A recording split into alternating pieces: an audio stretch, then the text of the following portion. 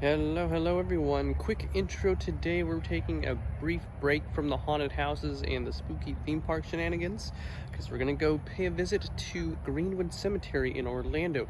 Paranormally active, but we're going in the daylight and without any sort of equipment or anything like that. So we're mainly just going to be focusing on the sites of the grounds itself and some stories about some of the interesting locations and graves around there as well. So follow us back to Orlando. We're going to go check out some final resting places, pay our respects to those departed, and tell you a few stories about some of the folks who are residing there in their eternal resting space. So let's go and see what we can find.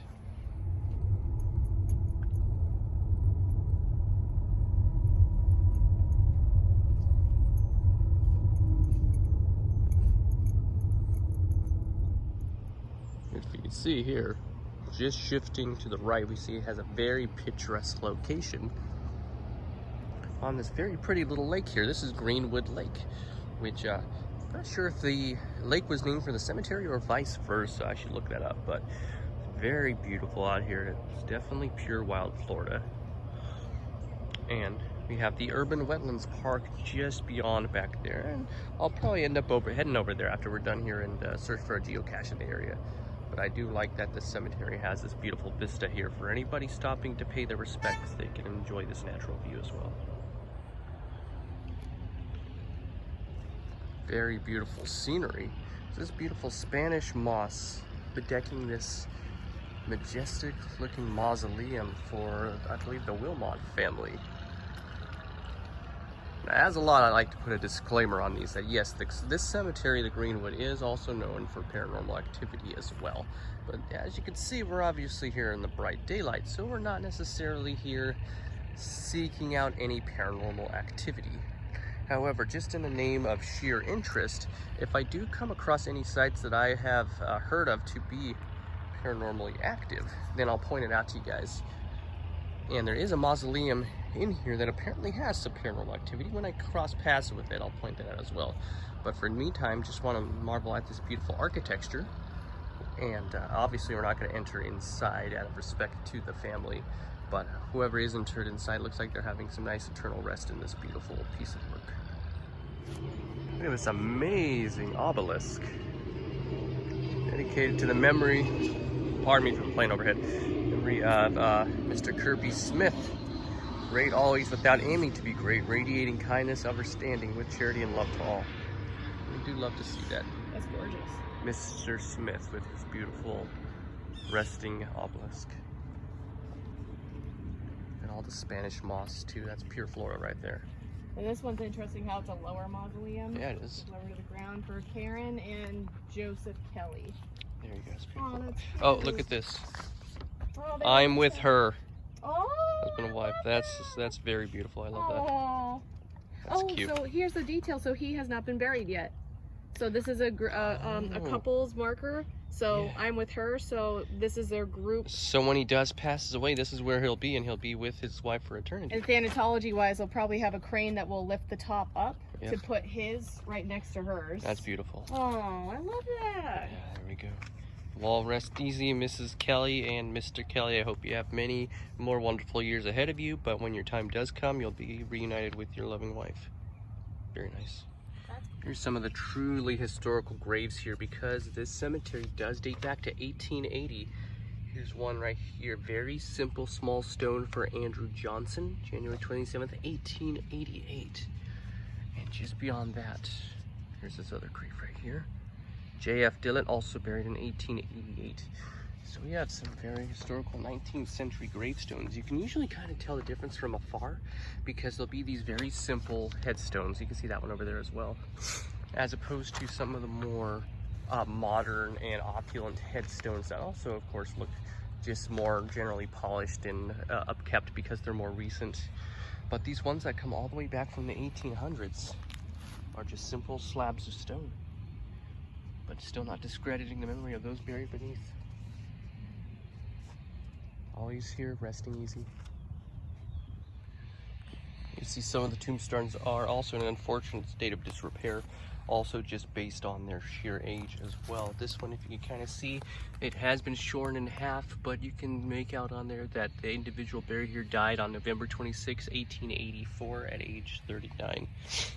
So of course this stone has been here for more than 100 years, hence why it's probably deteriorated over time. And of course some of these older graves, as you can see as well, do have interesting places, or interesting kind of positions that they're buried in, like this one right here, which is propped up kind of haphazardly against this beautiful oak tree. Also very faded. I can't quite read that. I think it says maybe 1922. These grasping branches give it an unintentionally eerie quality. But it's been here long enough for all that you could potentially imagine is that it was buried here maybe when this oak tree was much younger, and that the roots of the tree grow over time and then disrupt some of the original standings of the headstones. I have seen that in some other cemeteries, like one in Palm Harbor, Florida, that I recently visited, where the roots disrupt the graves and just kind of toss them around, unfortunately unintended, from their original burial spot. Look at this right here. Completely cracked.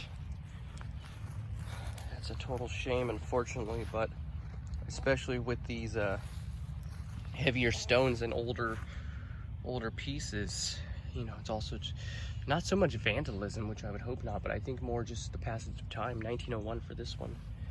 Don't even see the rest of it behind it. Just something that comes with age, you know, deteriorate over time. But again, as I like to say, it doesn't disrupt the historical significance of the individuals who are there still, even if their marker isn't quite intact. You just see here this historical marker representative of any cemetery that's been here since the 19th century. Some of the graves beyond here are from members of descendants of Thomas Jefferson himself. If you want, you can hit pause here and read this whole historical marker if you'd like, but I'm going to proceed to the other side because apparently there's some more information. A lot of information. Just more of the historical significance of this beautiful burial ground. Just some quick personal significance on this one. Miss Maria Monserrate Acevedo Roman, who happens to have my same last name and died on my birthday as well. My 19th birthday, to be exact. Just thought that was an interesting coincidence. Rest in peace, Miss Acevedo Roman. So this is a very interesting monument right here that we found. I love the architecture on here. Erected by L.H. Gear, husband and father to the memory of his loved ones. And if you look at this symbol there, you can see that I believe is a Freemasonry symbol. Oh, so it's also in memory of L.H. Gear, so I suppose that that individual might be buried here as well. And if you look inside, you can also see there's an art rock that was left behind, as well as a coin, some traditional gravestone offerings. Still very beautiful and interesting sculpture. I like it. All right, so I definitely found one of the notable locations we wanted to cite here. This is the mausoleum of Mr. Fred Weeks. Let me tell you guys the story of Mr. Weeks. So Mr. Weeks was a businessman who ended up buying some property, sight unseen, here in this area in Florida from 3 English attorneys who sold him the land. When he arrived, however, he realized that the land that he bought was just useless marsh, which he couldn't really do much work with, and he believed he had been scammed.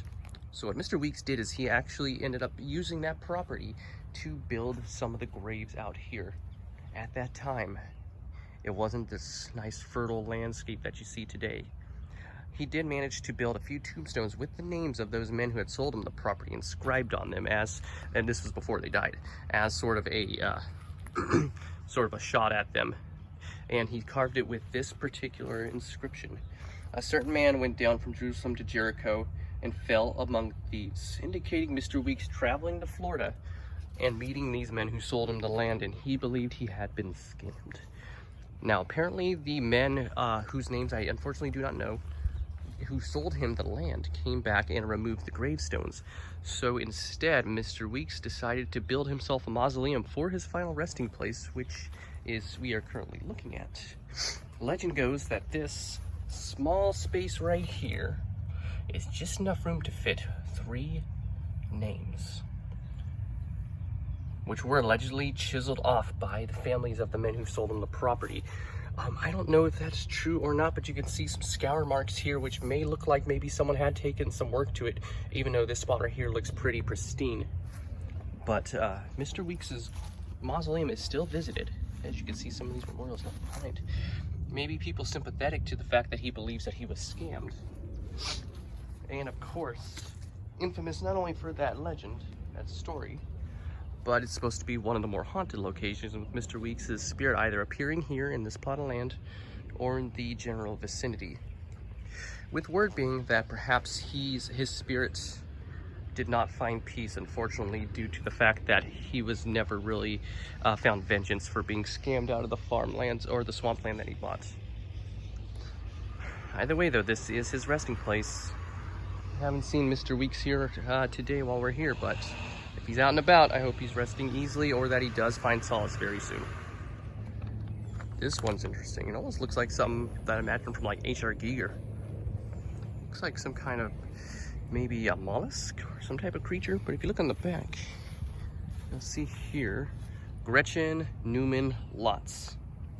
So if I had to guess with no foreknowledge, I'd guess that that is the artist who constructed the sculpture, because you can see those resting here, Mr. Fritz Newman and Mrs. Gladys, Sylvester Newman as well. Both passed away, but it's the same surname inscribed on the back of the sculpture. So if I had to hazard a guess, I'd say that that individual built this sculpture in memory of the Newmans. Still very interesting looking, and I'm very curious as to the significance of the shape. Very cool. Please rest in peace. So I'm going to tell you guys the story of Mr. Julius July Perry. His beautiful looking tombstone, or headstone right here. Perished in 1920, and you can see that the headstone actually looks very new. Here's why. Mr. Perry was an African-American man who made the only crime of attempting to vote back in 1920. And of course, at that time, that was unfortunately very much frowned upon.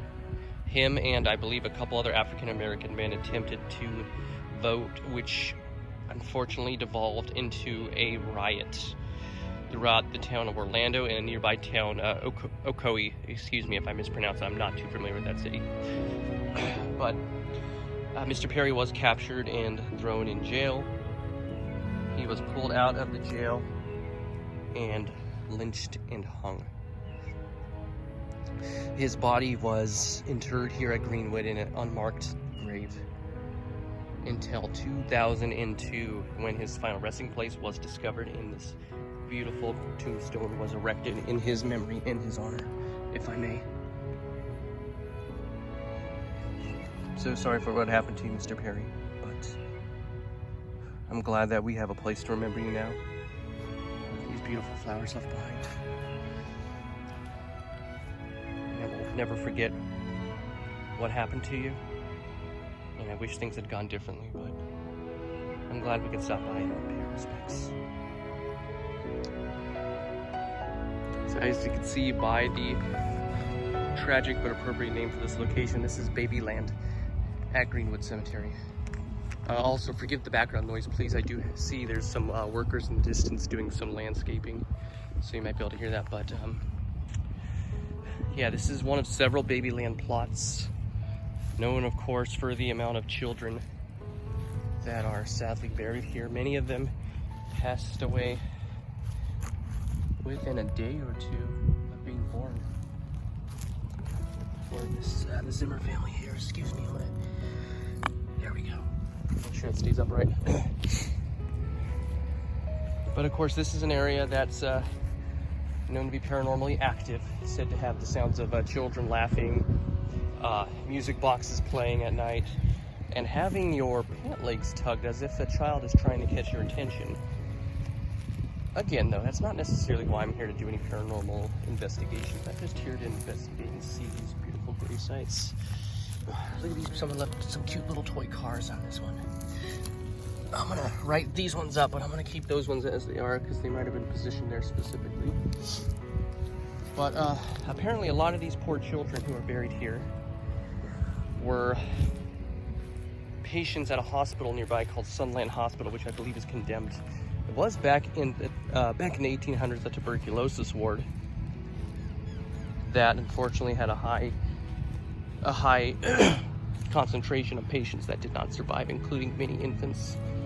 There's a cute little Paw Patrol guy right there. That's cute. But I do love that people still come by and leave all these cute toys and offerings to these poor children. Oh, look. Our Mr. Poor Zevering child. We have a cool Godzilla toy and a little dinosaur too. Let's put him upright, put him closer to Godzilla. There we go. It's beautiful. Lots of little toys here. Look at this poor child. He's got his robot toys there. It's beautiful and tragic. There's Elmo. That's cute. I'm so sorry that these landscapers. I'm so sorry that these poor children passed away so swiftly, but as you can see here, it's just a beautiful area with so many toys and memorials left to these poor little guys. I hope wherever they are, they're finding any sort of solace that they can, and that they have these toys with them to keep them company and bring them joy throughout their eternal slumber. All right, that'll do it for now. Bye, guys. All right, folks, we're gonna finish up here at Greenwood Cemetery. I hope you enjoyed that brief tour, along with some of the legends associated with and some of the grave sites as well. A lot of tragedy here, but a lot of history as well, and that's what we do here. We come here to respect history and pay tribute to those who passed on in the legacy that they left behind. But we're gonna call it for now. Let these souls rest in peace and move on to the next stop. But in remembrance to everybody buried here, we love you all, we respect you all, we hope you're resting in peace.